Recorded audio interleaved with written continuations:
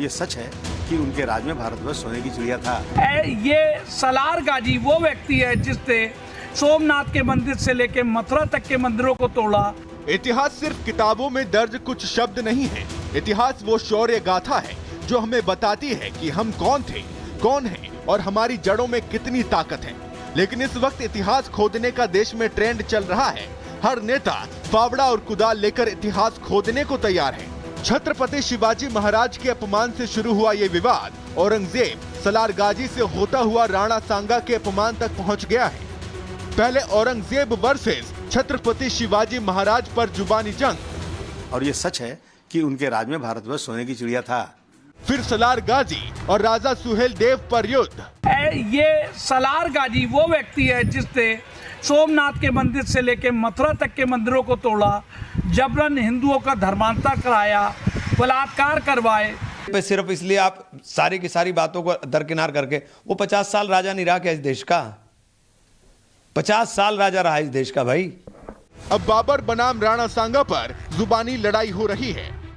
तो मुसलमान तो बाबर की औलाद हैं और तुम गद्दार राणा सांगा की औलाद हो। सियासी जंग में इतिहास सारे किरदार एक एक कर जिंदा किए जा रहे हैं और उन पर एजेंडा साधा जा रहा है। छत्रपति शिवाजी महाराज के अपमान से शुरू हुए विवाद को राणा सांगा के अपमान तक समाजवादी पार्टी के सांसद रामजी लाल सुमन लेकर आए।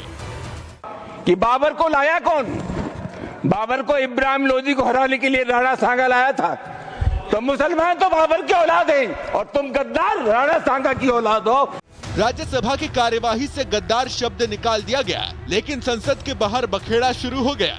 सवाल अखिलेश यादव तक पहुंचा तो वो एक बार फिर अपने नेता के बचाव में खड़े नजर आए और इतिहास बताने लगे।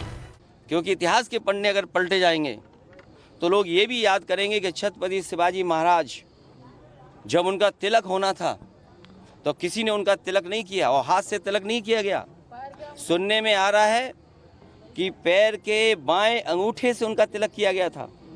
क्या भारतीय जनता पार्टी इस बात की निंदा करेगी आज? तो अगर रामजी सुमन जी ने भी इतिहास का कोई पन्ना पलट दिया, जिस पन्ने में अगर इस तरह की भाव लिखा होगा, 200 साल पहले 100 साल पहले हम लोगों ने तो इतिहास लिखा नहीं। इतिहास किसने लिखा है?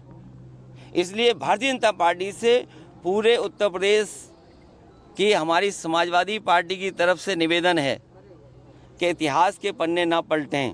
औरंगजेब, सालार और राणा पर दिए सपा नेताओं के बयान पर बीजेपी का गुस्सा बढ़ता जा रहा है। अब उनकी तुलना बीजेपी नेता दैत्य गुरु शुक्राचार्य से कर रहे हैं तो कोई इसे तुष्टीकरण की राजनीति करार दे रहा है। जैसे शुक्राचार्य के बताए हुए रास्ते पर चल करके एक तरीके से कह सकते हैं कि रावण का अंत हुआ था, तो ये जो शुक्राचार्य की आत्मा घुसी है, कभी बॉम्बे में घुस जाती है। अब देखिए अच्छा भला चल रहा था, अब सुमन साहब कई बार के सांसद हैं, उनमें घुस गई और वो बड़े इतिहास के जानकार हैं।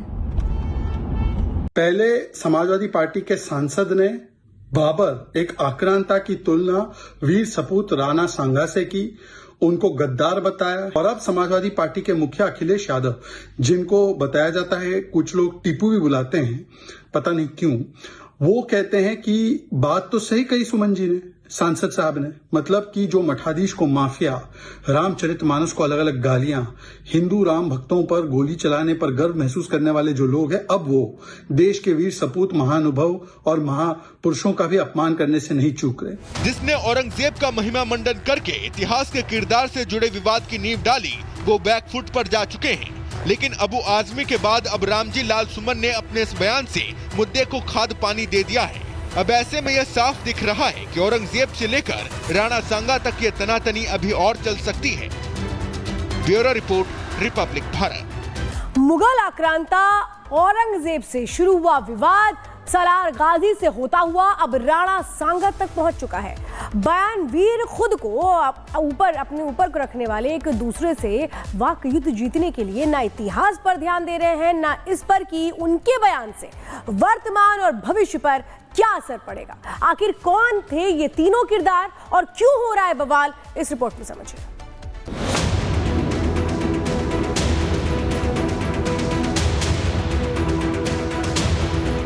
और ये सच है कि उनके राज में भारतवर्ष सोने की चिड़िया था।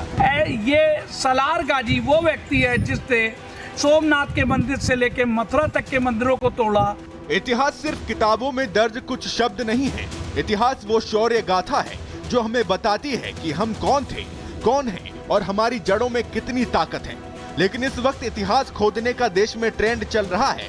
हर नेता फावड़ा और कुदाल लेकर इतिहास खोदने को तैयार है। छत्रपति शिवाजी महाराज के अपमान से शुरू हुआ ये विवाद औरंगजेब सलार गाजी से होता हुआ राणा सांगा के अपमान तक पहुंच गया है। पहले औरंगजेब वर्सेस छत्रपति शिवाजी महाराज पर जुबानी जंग, और ये सच है कि उनके राज में भारतवर्ष सोने की चिड़िया था। फिर सलार गाजी और राजा सुहेल देव पर युद्ध। ये सलार गाजी वो व्यक्ति है जिसने सोमनाथ के मंदिर से लेकर मथुरा तक के मंदिरों को तोड़ा, जबरन हिंदुओं का धर्मांतर कराया, बलात्कार करवाए। पे सिर्फ इसलिए आप सारी की सारी बातों को दरकिनार करके, वो 50 साल राजा नहीं रहा क्या इस देश का? 50 साल राजा रहा इस देश का भाई। अब बाबर बनाम राणा सांगा पर जुबानी लड़ाई हो रही है। तो मुसलमान तो बाबर की औलाद हैं और तुम गद्दार राणा सांगा की औलाद हो। सियासी जंग में इतिहास सारे किरदार एक एक कर जिंदा किए जा रहे हैं और उन पर एजेंडा साधा जा रहा है। छत्रपति शिवाजी महाराज के अपमान से शुरू हुए विवाद को राणा सांगा के अपमान तक समाजवादी पार्टी के सांसद रामजी लाल सुमन लेकर आए। कि बाबर को लाया कौन? बाबर को इब्राहिम लोदी को हराने के लिए राणा सांगा लाया था। तो मुसलमान तो बाबर की औलाद हैं और तुम गद्दार राणा सांगा की औलाद हो। राज्यसभा की कार्यवाही से गद्दार शब्द निकाल दिया गया, लेकिन संसद के बाहर बखेड़ा शुरू हो गया।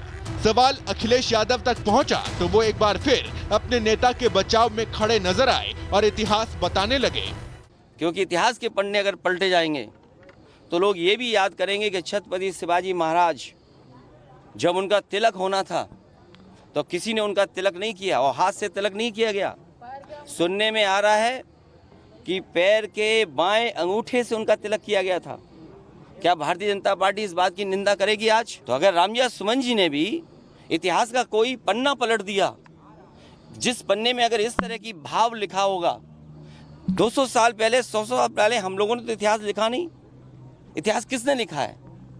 इसलिए भारतीय जनता पार्टी से पूरे उत्तर प्रदेश की हमारी समाजवादी पार्टी की तरफ से निवेदन है कि इतिहास के पन्ने ना पलटें। औरंगजेब, सालार और राणा पर दिए सपा नेताओं के बयान पर बीजेपी का गुस्सा बढ़ता जा रहा है। अब उनकी तुलना बीजेपी नेता दैत्य गुरु शुक्राचार्य से कर रहे हैं तो कोई इसे तुष्टीकरण की राजनीति करार दे रहा है। जैसे शुक्राचार्य के बताए हुए रास्ते पर चल करके